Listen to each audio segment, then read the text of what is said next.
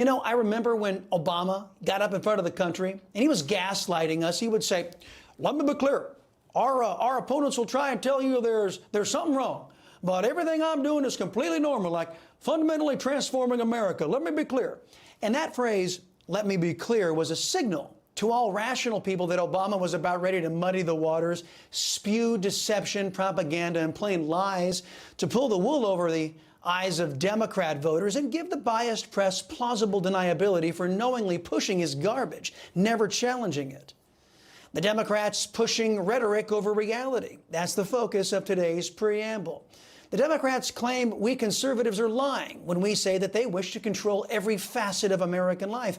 Now, in fulfillment of a Salcedo Show axiom, leftists project qualities onto others that they themselves have in abundance. Rest assured, my friends, if they call us liars, they're lying. Case in point. In an effort to justify the existence of a completely absurd position in government that doesn't deserve taxpayers' money, frankly, the so-called alcohol czar, who knew there was one? The alcohol czar wishes to limit the number of beers Americans can drink in 1 week. The limit would be 2 beers in 1 week. The recommendation is absurd, not part of any legitimate function of government, but will be used by malign actors, much in the way the government used so-called recommendations to abuse our rights in the China virus pandemic to pressure Americans to comply. But no, the Democrats don't want to run every part of your life. Because natural gas is clean, abundant, and cheap. The Socialists and the Democrat Party, as a mechanism of control and payoffs to their donors, are targeting your AC, light bulbs, your ceiling fans, water heaters, gas stoves, and other appliances. But no, they don't want to control every aspect of your life. You've also been told the Democrats are the most transparent bunch out there.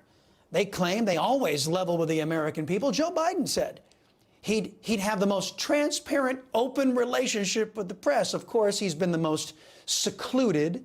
Nancy Pelosi claimed that Democrats in her Congress would be the most transparent in history. Then they proceeded to lie to our faces and, by omission, they laughingly called Obamacare the Patient Protection and Affordable Care Act. It did nothing but victimize the vast majority of Americans and made health care unaffordable. They called the wasteful Porculus Bill the American Recovery and Investment Act, when all it did was pad the pockets of left-wing political donors.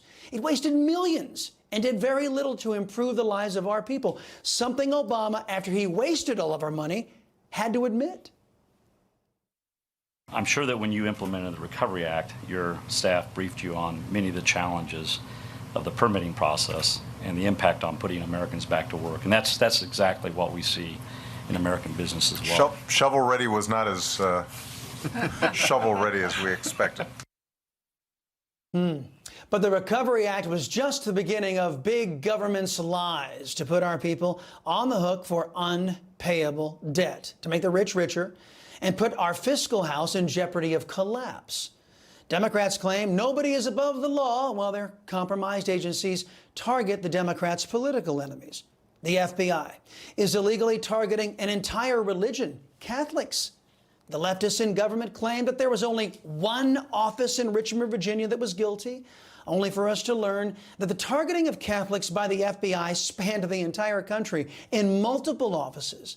But that's only the beginning of the corruption of our government, targeting those who don't believe the government is their God.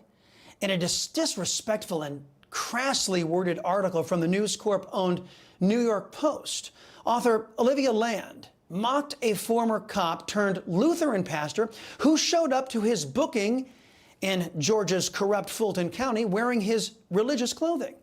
I suppose Miss Land and the New York Post wanted the Lutheran priest, Stephen Cliffgard Lee, to show up in regular clothing and not reveal another of the Democrats' victims.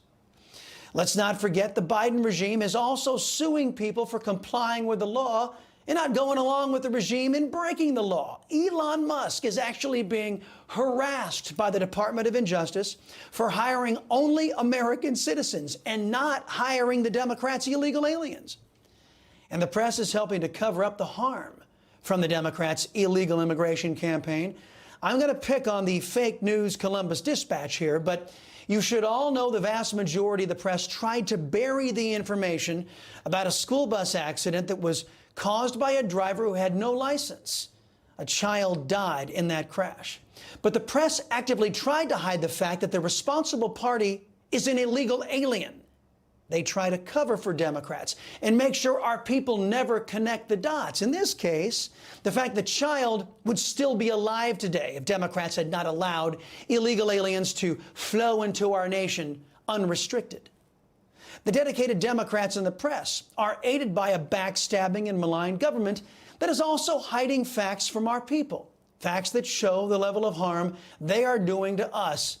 Just the News is asking, who knows how many illegal aliens are allowed to enter the U.S. after interdiction by Customs and Border Patrol agents? Well, DHS knows, but it is actively keeping that information from all of you, from we Americans. A former immigration judge told the news site, quote, the only reason why ICE and OFO, the Office of Federal Operations, would refuse to disclose that information is to hide the fact that it is releasing more than 100,000 aliens per month into the United States, end quote. There's a good reason why leftists around the world and in the Democrat and Republican parties lie. It's because they know if you knew the truth, they wouldn't be able to contain your anger and the reckoning they so richly deserve.